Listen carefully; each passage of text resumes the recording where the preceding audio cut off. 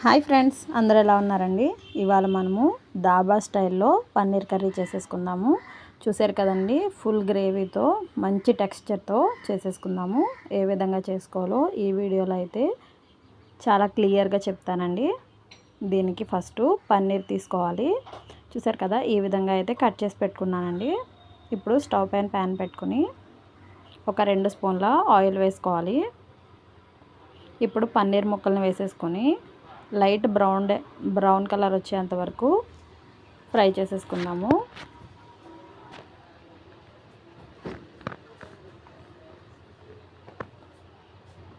ఇప్పుడు ఆ పన్నీర్ తీసేసుకొని ఇదే నూనెలో 3 లవంగా, కొంచెం జీలకర్ర, టమాటా, ఉల్లిపాయ, 2 యాలక్కాయ వేసేసుకొని ఒకసారి మిక్స్ చేసుకొని మూత పట్టేసి మగ్గించేసుకుందాము. ఒక 2 మినిట్స్ తర్వాత చూసారు కదా, ఈ విధంగా మగ్గింది కదండి. ఇప్పుడు ఇందులో అల్లం, వెల్లుల్లి, జీడిపప్పు వేసేసి స్టవ్ ఆఫ్ చేసేద్దాము. కొంచెం చల్లారిన తర్వాత మెత్తగా మిక్సీ పట్టేసుకోవాలి.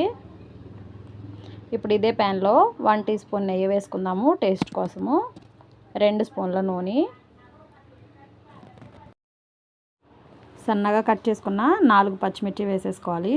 టేస్ట్కి సరిపడినంత కారము, ఉప్పు, పసుపు, 1 టీ స్పూన్ ధనియాల పౌడర్ వేసుకుని ఒక్క నిమిషం మగ్గిన తర్వాత ఇందులో కొంచెం వాటర్ వేసుకొని ఇందాక ఆల్రెడీ మనం మిక్సీ పట్టుకున్న పేస్ట్ ఉంది కదండి, ఇది కూడా వేసేసుకొని ఒక 2 మినిట్స్ మిక్స్ చేసుకొని మూత పెట్టేసి మగ్గనిచ్చేద్దాము.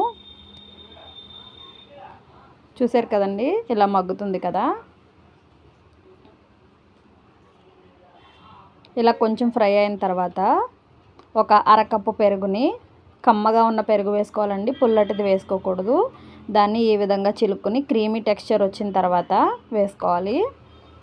ఇలా వేయడం వల్ల ఫుల్ గ్రేవీతో ఉంటుందండి మన కర్రీ. ఇప్పుడు స్టవ్ పైన మూత పెట్టేసుకుందాము. ఇలా ఆయిల్ సెపరేట్ అవుతున్నప్పుడు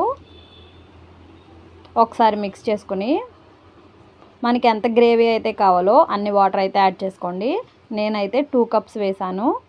ఇప్పుడు ఒకసారి బాగా మిక్స్ చేసేసుకొని మనం ఇందాక ఆల్రెడీ ఫ్రై చేసుకున్న పన్నీర్ పీసెస్ వేసేసుకోవాలి. ఇప్పుడు స్టవ్ పైన మూత పెట్టుకుని మరొక 5 నిమిషాలు ఫ్రై అవనిద్దాము. చూసారు కదా, ఈ విధంగా దగ్గర పడిపోయింది కదండి. మన కర్రీ అయితే రెడీ అయిపోయింది. మీకు కూడా నచ్చినట్లయితే లైక్ చేయండి, షేర్ చేయండి, సబ్స్క్రైబ్ చేయండి ఫ్రెండ్స్. Thank you.